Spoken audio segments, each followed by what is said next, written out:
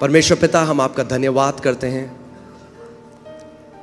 आप महान हैं प्रभु, आप एक अच्छे पिता हैं और आपका वचन कहता है कि हर एक अच्छा दान और वरदान ज्योतियों के पिता से आता है।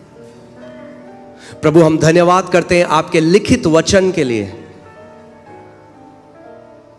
और हम धन्यवाद करते हैं आपकी उस महान पवित्र आत्मा के लिए जो सत्य का आत्मा है और हमें सारे सत्य में लिए चलता है।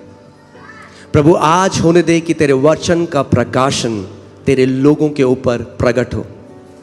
प्रभु, होने दे कि आज वो उन बातों को देखें जो उन्होंने आज तक नहीं देखी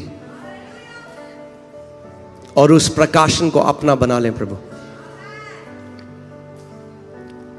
मैं धन्यवाद करता हूं उस अभिषेक के लिए जो इस जगह में है, जो मेरे ऊपर है, जिसके द्वारा प्रभु आज का वचन जब बोला जाता है तो प्रभु वो सटीकता से लोगों के हृदय तक उतरे और 100 गुना फल लेकर आए। प्रभु यीशु के नाम में आमीन। आप जानते हैं आपकी जो रियलिटी है, आपकी जो वास्तविकता है, वो आज तक आई है आपके 5 सेंसेस से, यानी आपकी 5 ज्ञानेंद्रियों से। जो कुछ भी आपकी रियलिटी है, आपकी वास्तविकता है, जो कुछ भी आप रियलिटी सोचते हैं, जैसा चाहे आप दुनिया को देखते हैं, अपने आप को देखते हैं, जो कुछ भी वो रियलिटी है, वास्तविकता है आपकी, वो आई आपके ज्ञानेंद्रियों से। जो आप देख सकते थे, जो आप सुन सकते थे, जो आप महसूस कर सकते थे, जो आप टेस्ट कर सकते थे, इसकी वजह से हमारी रियलिटी आई है। और क्योंकि हम लोगों ने शरीर में जन्म लिया तो शरीर की ज्ञानेंद्रियों से हमने क्या है, एक शारीरिक वास्तविकता को जाना। मगर दिक्कत ये होती है कि जब हम आत्मा से जन्म लेते हैं, यूहन्ना 3 में प्रभु यीशु मसीह ने कहा जो शरीर से जन्मा है वो क्या है, शारीरिक, और जो आत्मा से जन्मा है वो आत्मिक है। मगर जब हम आत्मा से जन्म ले लेते हैं उसके बाद भी हमारी रियलिटी शारीरिक ही रहती है। हम आत्मा से जन्म तो ले लेते हैं, हम कलीसिया आते हैं, पवित्र आत्मा का वरदान पाते हैं, अन्य भाषा में प्रार्थना करते हैं, मगर फिर भी हमारी जो वास्तविकता है वो प्रमुख तरीके से वही है जो हमारा शरीर, जो हमारी आंखें हमें बताती हैं, जो हमारा शरीर हमें बताता है। और आप जानते हैं परमेश्वर का वचन कहता है कि जो कार्नल है, यानी हिंदी बाइबल में लिखा है शारीरिक है, यानी जो अपनी ज्ञानेंद्रियों के चलाए चलता है, वो कभी भी परमेश्वर को प्रसन्न नहीं कर सकता। हम रोमियो की पुस्तक में इसको देखते हैं, रोमियो 8:8 में देखिए क्या लिखा है, और जो शारीरिक दशा में है वह परमेश्वर को प्रसन्न नहीं कर सकता। यहां पे जो शब्द शारीरिक है और ऊपर जब आप देखेंगे इंग्लिश बाइबल में कार्नल लिखा है। कार्नल मतलब जो सेंसेस से चलता है, जो अपने ज्ञानेंद्रियों के चलाए चलता है। यानी अगर आप अपनी ज्ञानेंद्रियों के चलाए चलते हैं तो आप परमेश्वर को प्रसन्न नहीं कर सकते। जितना मर्जी उपवास रखना है रख लो, जितनी मर्जी प्रार्थना करनी है कर लो, मगर अगर शरीर की ज्ञानेंद्रियों के द्वारा चलोगे तो परमेश्वर को प्रसन्न नहीं कर सकते। कितने लोगों को मेरी बात समझ आ रही है? तो हम जीते कैसे, आप कैसे जी रहे हैं, हम लोग जी कैसे रहे हैं? हम लोग ज्ञानेंद्रियों के द्वारा जी रहे हैं। आप कार चला के आए, कैसे चला के आए? आंखों से आपने देखा आगे गाड़ी है, ब्रेक मारा। जो जी रहे हैं हम, खाना बना उसमें नमक तेज है, कैसे पता आपको? आपने देखा किचन में नमक तेज डाला किसी ने? नहीं, आपकी जीभ ने आपको बताया। आपके घर के ऊपर से एक प्लेन गया, उसकी आवाज आई, आपने देखा प्लेन गया? नहीं, आवाज ने आपको बता दिया एक प्लेन गया। जो हमारी रियलिटी है वो हमारी 5 ज्ञानेंद्रियों से आ रही है। तो इस पृथ्वी में जीने के लिए हमें ज्ञानेंद्रिय की जरूरत है, मगर आप आत्मा भी हैं। उस आत्मिक जगह में आप ज्ञानेंद्रियों के द्वारा नहीं चल सकते। अगर आप ज्ञानेंद्रियों के द्वारा परमेश्वर के राज्य को समझने की कोशिश करोगे, आप कभी नहीं समझ सकते। उसके लिए परमेश्वर ने आपको एक छठी ज्ञानेंद्रियां दी है जिसको 6th सेंस बोलते हैं, और वो है विश्वास। Faith is the sixth sense. विश्वास वो छठवीं इंद्री है जिसके द्वारा आप अनदेखी चीजों को देख सकते हैं, अनसुनी चीजों को सुन सकते हैं, जो यहां पर है ही नहीं उनको छू सकते हैं।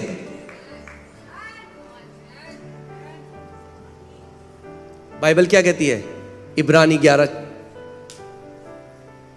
विश्वास अनदेखी वस्तुओं का निश्चय है।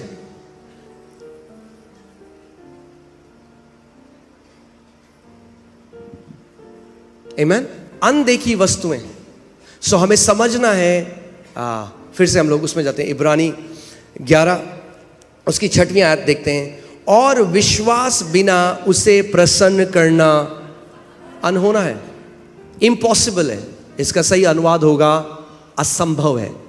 विश्वास के बिना आप परमेश्वर को प्रसन्न नहीं कर सकते। एक ही तरीका है परमेश्वर को प्रसन्न करने का, और वो है विश्वास। जब आप विश्वास समझ जाएंगे कि विश्वास कैसे कार्य करता है तो आप समझ पाएंगे। देखिए परमेश्वर क्या है? परमेश्वर, बाइबल कहती है गॉड इज लाइट, परमेश्वर प्रकाश है।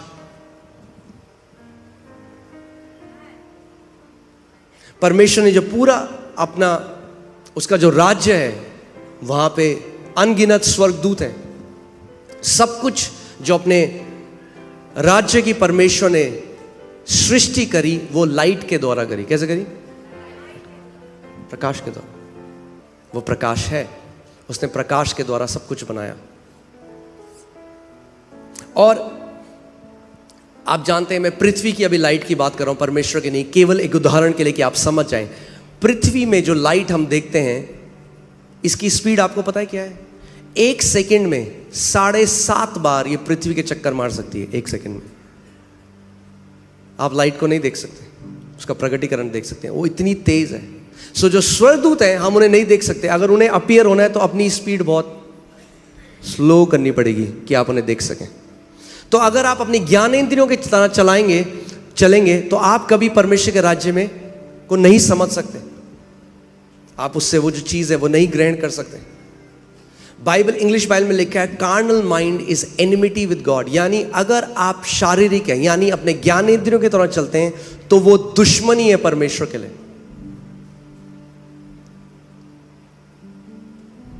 ध्यान से सुनिएगा, आज आपको समझ में आएगा कि क्यों कई बारी हमें हम वो रिसीव नहीं कर पा रहे हैं। आप वो ब्रेक थ्रू, वो चंगाई जो परमेश्वर ने आपके लिए पहले से रख दी है।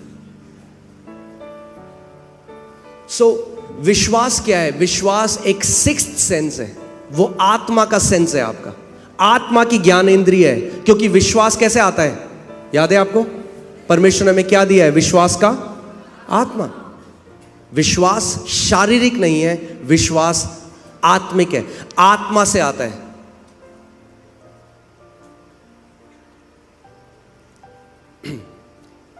कितने लोग यहां पर विश्वास करते हैं कि प्रभु यीशु मसीह क्रूस पे गया और तीसरे दिन मुर्दों में से जिंदा हो गया? ओके।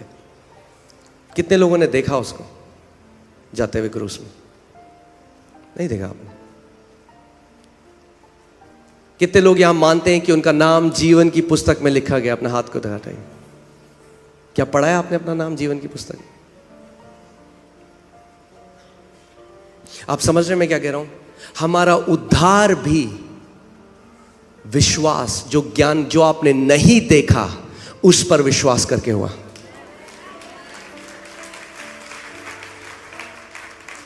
और कई मसीह लोग क्या गलती करते हैं? उद्धार तो पा लेते हैं ऐसे, मगर फिर जब प्रभु में आते हैं तो